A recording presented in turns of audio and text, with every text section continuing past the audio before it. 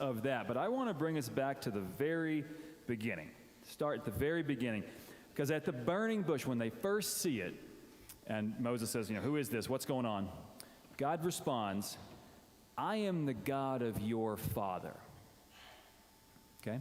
Of your father. Now, what was going on in Moses' head then? In Moses, of all people, God of my father? Oh yeah, which one? Which one? Because there's my birth father. I never knew him. I barely know anything about his God, or those poor slave people worship his God.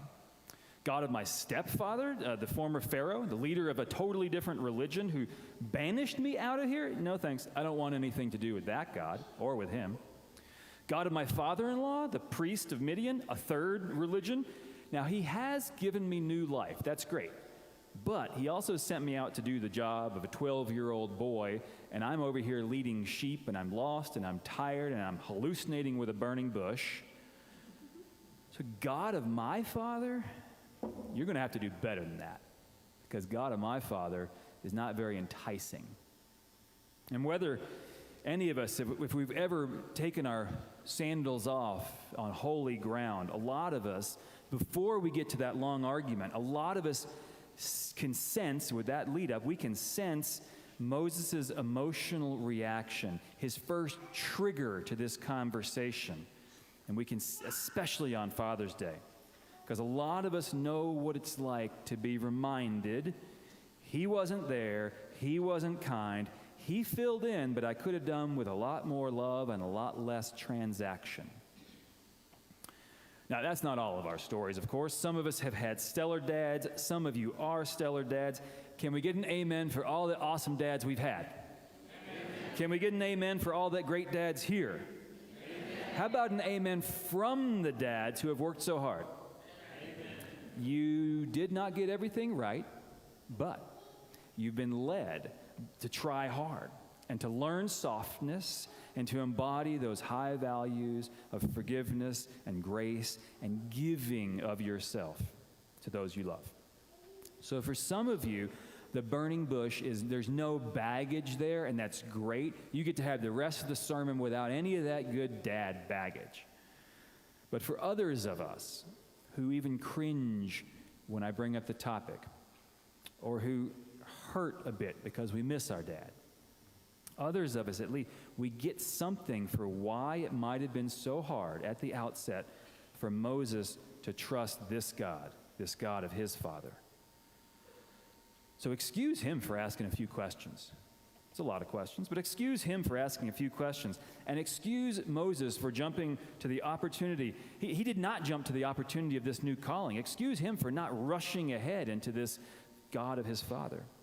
Excuse Moses for taking some time to assess his future, and more so, I think internally, what's not on the page is him reassessing his past and reassessing his past relationships. Because his father, whatever.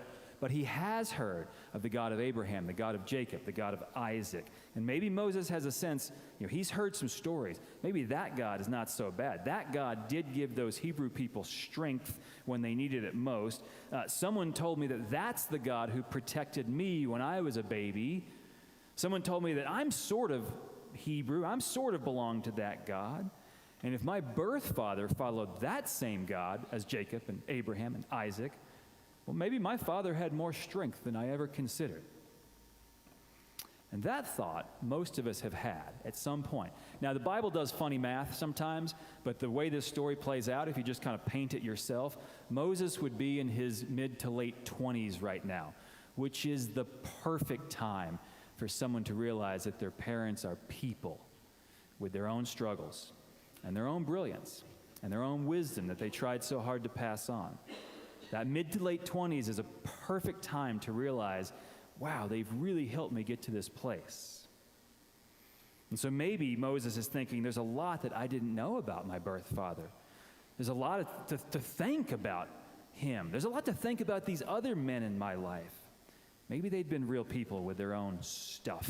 And maybe my journey to adulthood, this is his first step on this new hike to maturity and to mercy and to peace. And maybe this burning bush is leading him to think of the burdens he needs to set down that he's been carrying so heavy all this time. So excuse Moses for taking some time when God calls him to go back to Egypt, to go back to a past that he never really experienced, to go forward to a future he can't quite imagine. Excuse Moses for taking some time to reflect on, who am I, before deciding what he's called to do. And take away all that baggage so that many of us have had to work through. We can excuse him for being just reluctant. His life is far from perfect, but if you paint the story, he just got married. What a time to just launch into a new career. He just started. He's just a new shepherd. He's doing the job of a 12-year-old boy, and this bush says, nah, your wife, new family, new job, leave it. Go do this over here. Yeah, he can wait. He's never cultivated a relationship with these Israelites. Excuse him for having real excuses, because honestly, those people in Egypt have no reason to trust him. And he is not skilled as a speaker. He has a criminal record. He killed somebody. And he's not even good at leading sheep. How's he going to do anything leading people? Which all means, and this is the transition from Moses' therapeutic inner dialogue to ourselves. Excuse us. Excuse us for when we pause before God. When we have the audacity to listen and wait and discern. That's really one of the subtexts to all your answers for why you hike. Unplugged is a good word for this. So much of life is just telling us you have to respond, you have to react, you have to do. Excuse us for taking a moment and thank God for giving us a prompt that as the whole world moves faster and faster, we have an opportunity to set those burdens down and to seek places of support. The journeys we're on, and some of us are taking huge steps toward meaningful life, especially when we're at these positions of like a trailhead of life. Some of you are at new trailheads of life where you don't know how rocky it's going to be. But especially for those of you and for those who are racked with the questions about just generally, what's next? What should I do with this situation? What is my purpose now that I'm at this stage of life? Where will I go? How will I ever get there? When we take those first steps into the unknown, imagine a light. Imagine a spirit that glows with encouragement and with meaning and with focus. Imagine even when you are not ready to take that next step, it sneaks, even if it's going to sneak up on you later or you're re-envisioning something in the past, imagine if you knew that you start on holy ground. Every decision you make starts on holy ground. Imagine if you knew that no matter how much pressure the world places on you, imagine if there is no slave driving God. It's the world that's the slave driver, and it's the God of freedom that follows us. It's the God who meets us in times of distress and confusion. You may still get frustrated. You will get frustrated. You'll probably get angry at God. You'll probably be scared of what's ahead of you. But imagine if you could still trust God enough to ask those questions. And however the story was written then, imagine if it is not insolence now to think out loud with God at hand. You don't have to call that a prayer. You don't have to talk to a burning bush.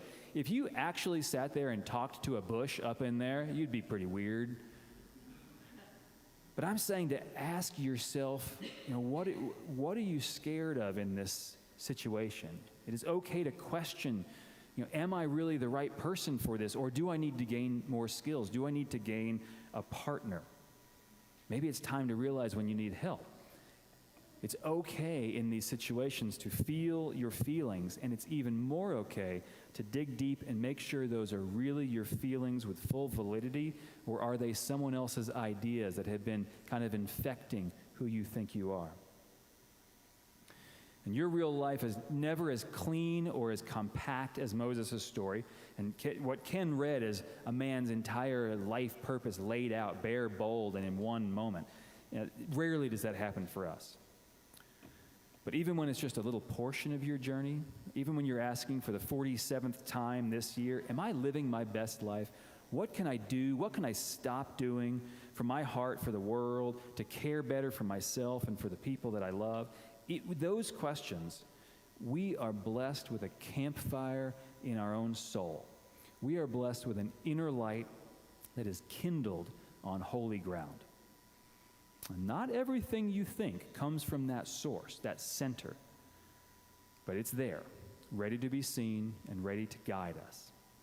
And my prayer is that you see it and you hear it and you feel it and you allow yourself some time to be shaken, and may you honor that light within and do the things it takes to remove your shoes and have the conversation you need to have with that Spirit. Because there are so many tensions and pressures around us and within us. So may you know the warmth of support that lies closest to your true center. May it be so.